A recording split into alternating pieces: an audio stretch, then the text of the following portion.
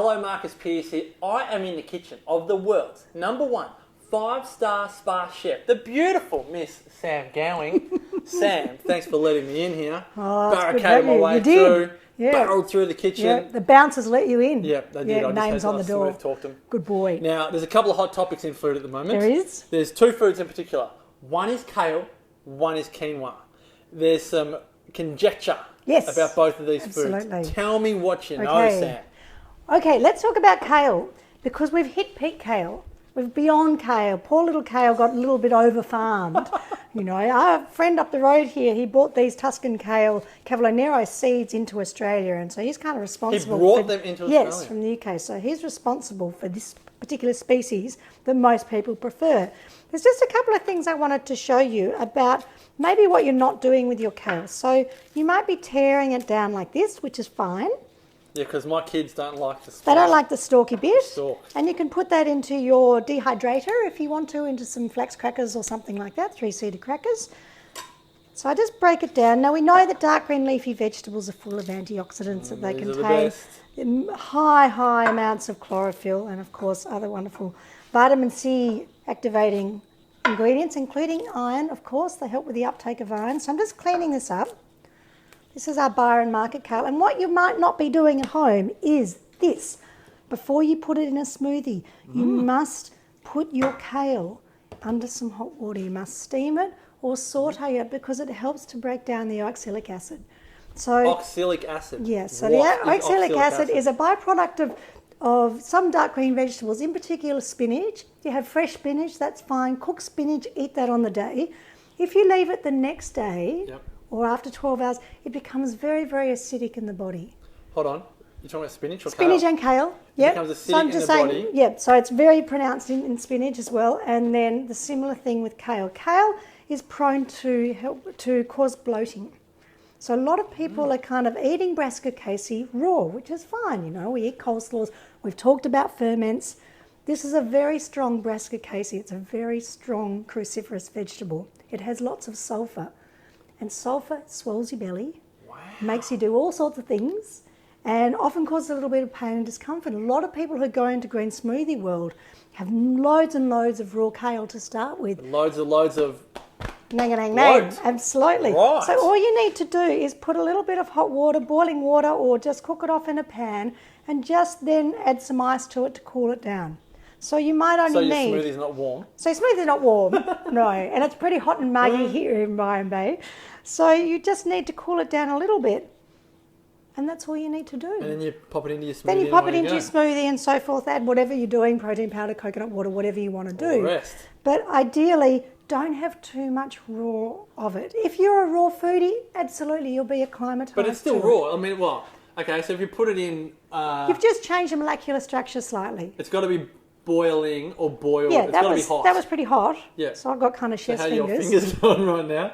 All right, you can stop Talk that. to me tomorrow when I can't type. So that's just a little tip to think about when it comes to what's going into your smoothie. Of course, it's a winter vegetable coming into autumn here in Australia. So think about that and be a little bit mindful about how you're using your kale. Okay, so you said kale. Yep. You said spinach. Yep. Okay, other vegetables that we might put in our smoothies. I'm thinking green. Well, we tend to put lettuces. Up here in Byron, we use a lot of butter lettuce, which is not a cruciferous vegetable. There's nothing else that's really cruciferous that we put in our smoothies, I wouldn't really be having a rocket smoothie unless you wanted to be off like a rocket. So, we won't go there. So we're pretty cool, you know. It's just the dark greens.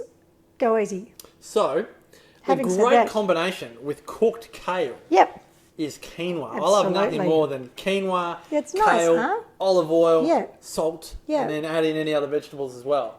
But what are we doing with quinoa? So it's really important too that we look at the bitter flavours. So quinoa is actually bitter in Chinese medicine.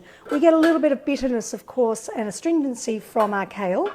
Here's some quinoa I prepared earlier, and I want to teach you my bulletproof way. I love this bulletproof quinoa.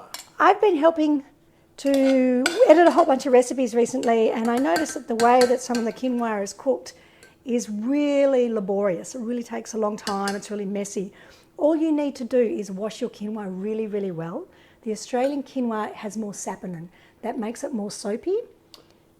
and it makes it more bitter, and it can make you quite ill. It certainly made me quite so ill. when you rinse it, I notice sometimes it bubbles up. Absolutely. So that's the saponin, that's a compound of it. You need to rinse that out. The Bolivian quinoa is a little less soapy. It's often been washed, from what I know, before it comes into Australia as part of the whole process. Absolutely. So having said that, all you need to do is put your washed quinoa into a saucepan.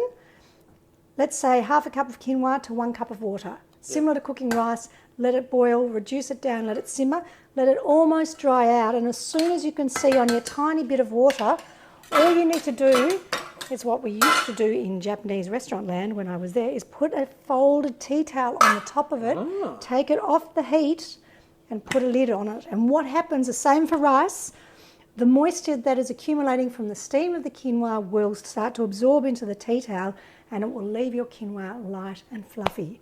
It is the easiest and the best secret I can share with you. This girl's good. I like it. So just, you can just throw it on, as you know. And as you say, quinoa and kale are really good friends, but we can do that literally. I mean, that's almost cooked. There's food in 5 minutes or 3 minutes, isn't there? That is fantastic. Nice work, Sam. We're going to be sharing more about this at Exceptional Food Health Wealth on the Gold Coast at the QT Saturday, March 28th.